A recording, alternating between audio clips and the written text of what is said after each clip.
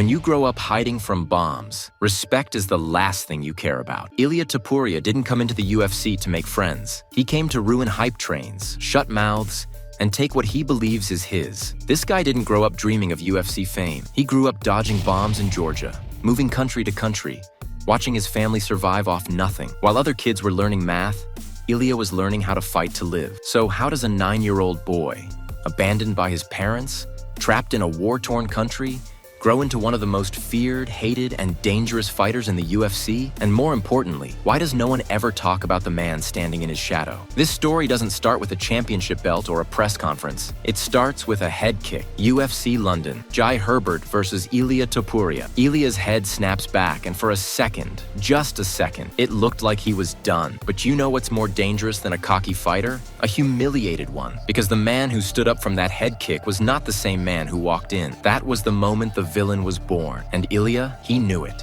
That kick, he said later, was the worst moment of my career, but it changed everything. From that day, he stopped trying to win fights. He started trying to send messages, and every opponent since has been a victim of that shift. He's cold, calculated, petty, brilliant. He's not here to play games. He's here to hurt you, then tell the world how easy it was. But to understand Ilia Topuria, you have to know the full story. In the 1990s and early 2000s, life in Georgia wasn't just tough, it was survival mode. The country was still reeling from the collapse of the Soviet Union. Poverty, corruption, and chaos were everywhere. Power cuts weren't just common, they were constant. Water outages, food shortages, no heat in the winter. It was a daily struggle. Imagine trying to raise a family in that. So when Ilia Topuria compares knocking out Volkanovski to the lights going out in Australia, Georgians laugh a little differently because they lived through nights where electricity was a miracle. No joke. Some kids literally thought, "hooray," meant the lights came back on because that's what everyone yelled when it finally happened. This is the world Ilia came from. He was born in Halle, Germany, to Georgian parents, refugees who had fled from Abkhazia after the war. They were survivors before he ever learned how to fight, and when Ilia was just 7 years old, the family moved back to Georgia, trying to build something in the middle of what was left. That's where it started. While other kids were riding bikes or watching cartoons, Ilia was grinding Greco-Roman wrestling in dusty school gyms. No lights, no fancy gear, just grit. But then came another war. In 2008, after the Russo-Georgian conflict shook the region again, the Topurias packed up once more. This time, they landed in Alicante, Spain. Ilia was 15. New language, new culture, starting from zero all over again. And you know what?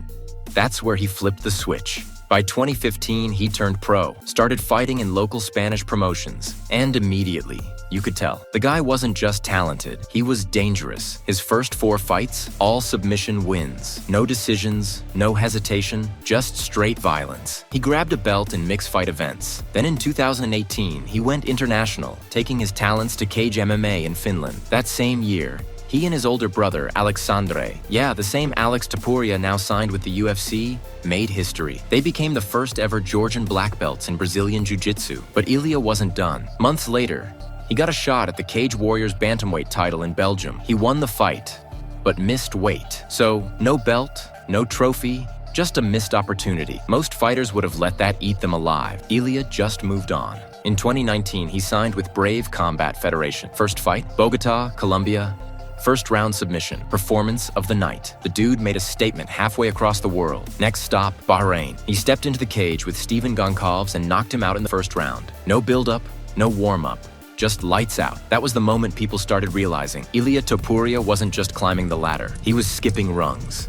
And this was all before he stepped into the UFC. When Ilia Topuria finally got the UFC call, it wasn't even a full camp, just a last-minute replacement gig. October 2020.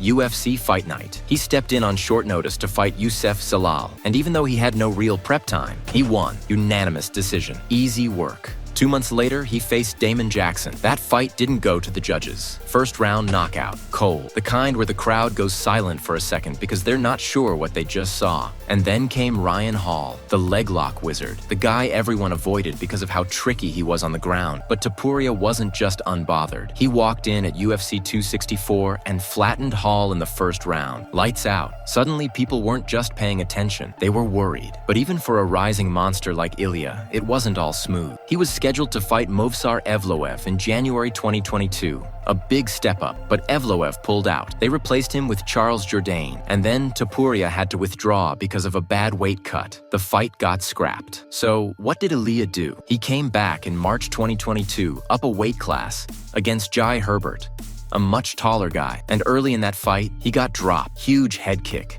Looked like it was over, but Topuria got up, shook it off, and knocked Herbert out in the second round like nothing happened. Pure violence. That win even got him a Performance of the Night bonus. From there, things kept getting wilder. He was set to fight Edson Barboza later that year, but Barboza pulled out with a knee injury. No problem. By December 2022, Topuria was back in there, this time against Bryce Mitchell, an undefeated loudmouth with a lot to prove. But Ilia shut all that down. Second round, submission win. Easy. Mitchell tapped, and Topuria walked away without a scratch. Then came Josh Emmett. Originally scheduled for June 2023, the fight got bumped up and headlined a big ABC card. Topuria put on a clinic. 5 rounds, total control. It wasn't just a win, it was a statement, and it got him Fight of the Night. At this point, the villain arc was in full swing. He didn't care if people liked him. He wasn't trying to be a role model. He fought like a killer and talked like he already ruled the division. That's when he got the shot at Alexander Volkanovski. Volk had ruled the featherweight division for 4 straight years. Never lost at 145. He beat Holloway 3 times, survived Ortega's submission traps, and handled every challenge. But when he finally faced Topuria in February 2024 at UFC 298, the king fell. Second round, boom, knockout. Volkanovski was out. And just like that, Topuria was the new featherweight champion.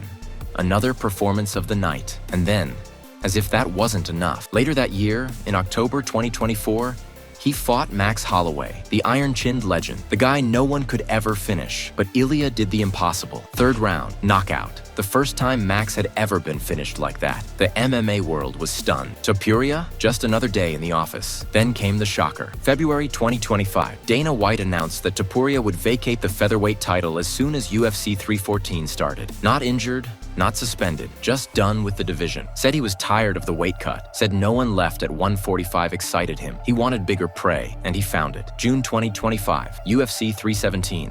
Ilia Topuria fought Charles Oliveira for the vacant lightweight title, and he didn't just win, he destroyed him. First round knockout, Performance of the Night. Topuria became the 10th multi-division champ in UFC history, and right after that fight, UFC bumped him up to #1 pound for pound, from war zones to world champion, from being dropped as a teenager into a new country, to holding 2 belts and knocking out legends. That was Ilia Topuria's legacy. Loved by some, hated by many, feared by all. From the start, everyone knew Ilia Topuria was a killer on the ground. Brazilian Jiu-Jitsu was his foundation, and he didn't just train in it, he mastered it. That was the weapon he brought with him when he first entered the UFC. Slick submissions. Calm under pressure, no panic. But what made Ilia truly dangerous was what came next. Instead of relying on his BJJ like so many grapplers do, he doubled down on his stand-up. He committed himself to boxing, precise, brutal, and calculated. No wild swinging, no wasted movement. And it paid off, big time. Against Volkanovski, Holloway, Oliveira, all proven warriors. It was his hands that did the damage. Clean shots, deadly timing. His combinations weren't just fast. They were designed to end fights. And most of the time, they did. He did not just punch hard. He punched smart. The setups, the angles, the way he used footwork to trap his opponents. It was like watching a chess player with knockout power. And defensively, he had tricks for that too. Against Josh Emmett, he brought out the shoulder roll, classic boxing stuff, the kind you see from elite-level strikers. He rolled shots, countered with venom, and made it look effortless. Topuria actually talked about it, how he studied the Mexican boxing style. Said he modeled a lot of his striking on Canelo Alvarez. You could see it in his posture, his patience, his ability to stay in the pocket and make guys pay for even blinking wrong. He took that slick, technical boxing and fused it with the relentless aggression of an MMA fighter who never forgot where he came from. That's what made him different. Most guys come into the UFC with a plan A. Ilia came in with a complete blueprint, and he upgraded it every single time he stepped in the cage. By the time he was knocking out legends and holding 2 belts, it was clear. This wasn't just a tough fighter. This was a perfectly built weapon. With all that said, Ilia Topuria is in a weird spot. He's finishing legends left and right. Max, Oliveira, names that built the UFC's modern era, and he walked through them like it was scripted. But now, it feels like fans don't know what to do with him. On one hand, you've got to respect the guy. His skill set is undeniable. His rise was brutal, clean, and fast. But on the other hand, every time he wins, he's crushing the fighters people love. He's not just winning fights, he's breaking hearts. So here's the real question. Is Ilia Topuria the hero the UFC needs? Or the villain we never saw coming? Let me know what you think in the comments.